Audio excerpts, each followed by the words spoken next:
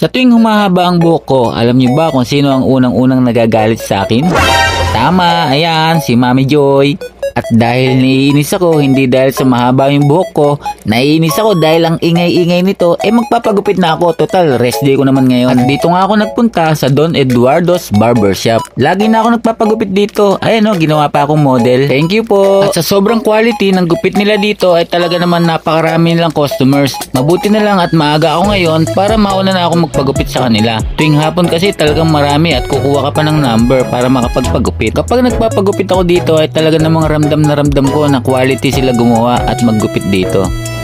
At kung interesado kayo magpagupit ay located lang sila dito sa Ligaya Building, Jose Abad Santos Avenue, Salawag, Dasmariñas City, Cavite, near Mr. Liempo and Plus Express.